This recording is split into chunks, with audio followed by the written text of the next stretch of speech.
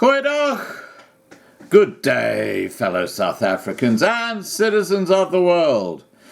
And you know what? I listen and read and listen all day long about what's happening in South Africa. And from that, you actually start formulating a bigger picture about what is going on. And my good friend Philippe wrote me a lengthy email today. And there's just a couple of sentences I want to take out of this email because they really kind of sum up what we're talking about here. And we have talked about this in the past, but it's getting pretty desperate in South Africa right now. Philippe writes, "We just welcomed our fifth South African specialist anaesthetist. As far as I'm aware, there are over 100 South African healthcare practitioners in the Shire, including such as the above, gynecologists, a gaggle of surgeons and dentists, us and pediatricians." Now, he's talking about in Scotland, in this Shire of Aberdeen. 100 South African qualified medical staff now working in that area. We're talking about a huge brain drain. Absolutely astonishing. And why is this so important? You know, this is the health industry. Is it any wonder that these public hospitals in South Africa are just grinding to a halt because of incompetence, because of BEE, because of triple B, double E? You know, if you wanted to shoot yourself in the foot, you couldn't do a better job than this ANC government are doing right now. They are completely destroying what was once a stable country. They're completely destroying it. You know, the tragedy in all this, the real tragedy in all this is you ask any one of those doctors who are now working in Aberdeen or in America or in Australia, did they really want to leave? No, they would have loved to have stayed in South Africa. But this ANC government, because of its racist policies, have just driven them out.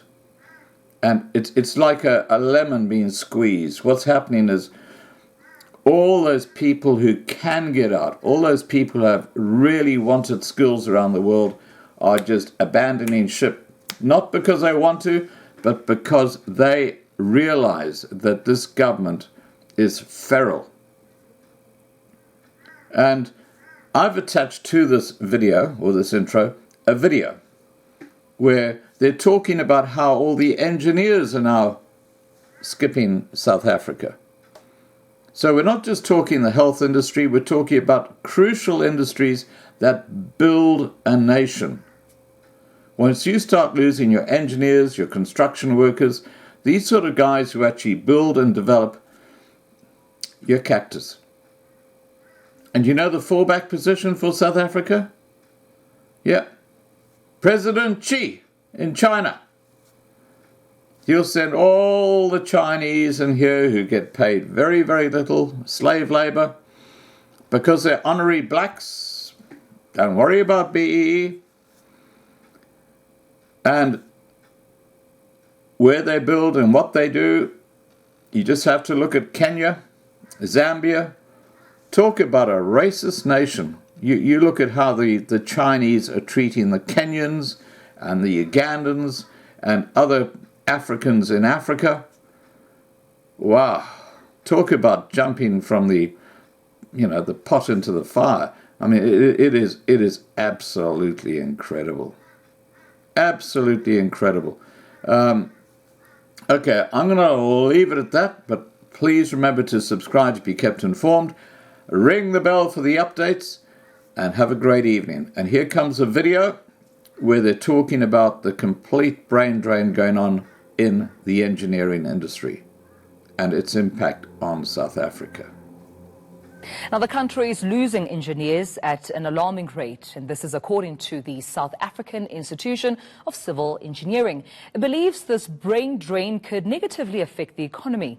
Engineers are apparently leaving the country to use their skills abroad, but the SAICE wants government to put measures in place that will attract them back into South Africa.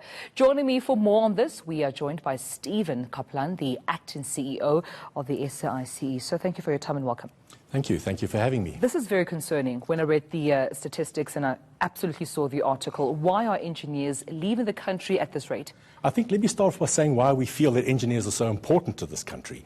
I think we feel that the engineers are the principal people that do the design and the maintenance of infrastructure in this country. And I'm sure you're aware that lately in the news there have been a lot of infrastructure problems, bridges collapsing, roads that haven't been maintained, etc., etc. And I think we feel quite strongly that there needs to be more capacitation and a much stronger engineering presence in all infrastructure departments of government and also with municipality. And so we feel very concerned when we know that our engineers are starting to leave. If I look at SAICE's, South African Institution of Civil Engineering statistics, I can only quote from that. And we've lost about 2% over the last 3 years of our professional engineers. That's not including the students or the graduate engineers. I'm just talking about the professionally registered engineering practitioners. We've lost 2% over the last 3 years. And they're leaving this country because there just isn't sufficient work going on. We need the government to actually commit, which they have done, to prioritizing and allocating budget to infrastructure development, to the maintenance of existing infrastructure and to new infrastructure. Yeah. And if the government does deliver on these promises through Cyril Ramaphosa's stimulus package and also through the National Development Plan, which undertook to provide these promises, things could turn around quite rapidly. We know that. It's important that we spend that money. It creates the jobs, it creates the opportunities, and it'll stimulate the construction industry, and it'll obviously entice our engineers to remain here.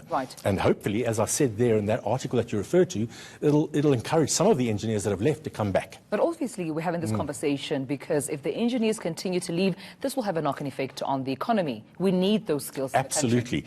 Right now, if you look at there's been a lot of retrenchment of engineers. And so if you say there's a shortage of engineers right at this moment, that's probably not true. There's been, as you know, the big five contractors are all in business rescue. They've laid off thousands of labourers and engineers, and the consulting firms have laid off probably up to a quarter of their entire engineering staff. So as I say, if you ask me now, there are plenty of engineers. There's no shortage of engineers. But if, as I asked or suggested, that the government turn things around and all that infrastructure development takes place, which is promised, we could suddenly find ourselves with a huge shortage of engineers. And that is a huge sort of controversy for us because, we say that we've got too many engineers right now because there isn't enough employment.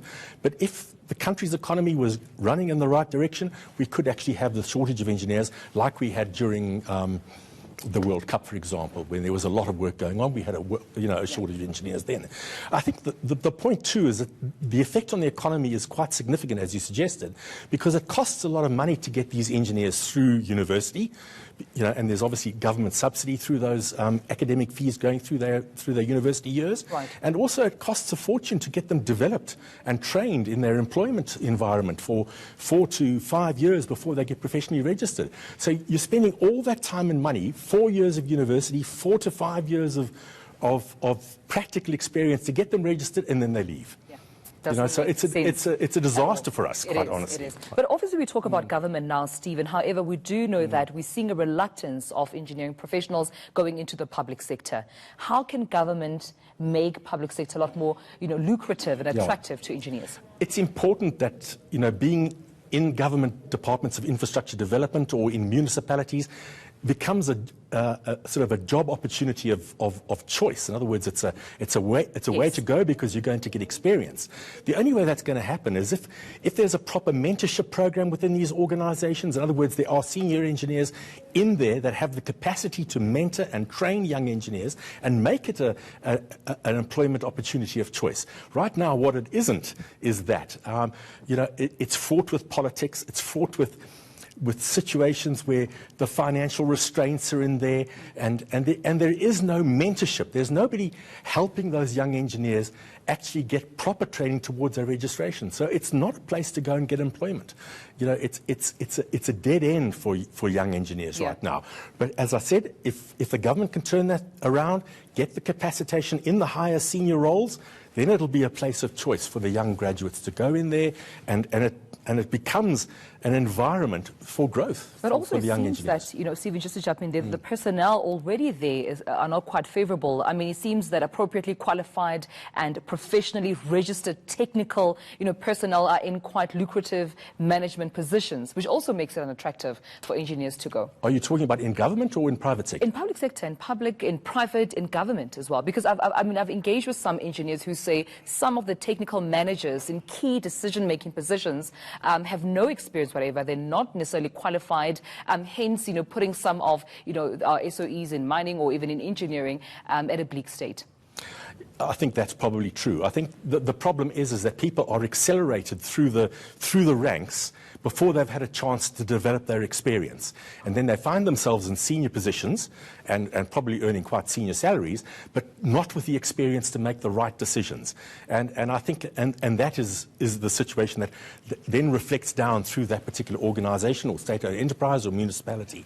You haven't got enough experience in those roles that make the decisions, that decide on which projects are to be implemented, decide on the prioritization of those projects, on the money that should be spent on those projects, making sure that the right contractors are employed, that the projects are executed timeously and within proper budget and quality.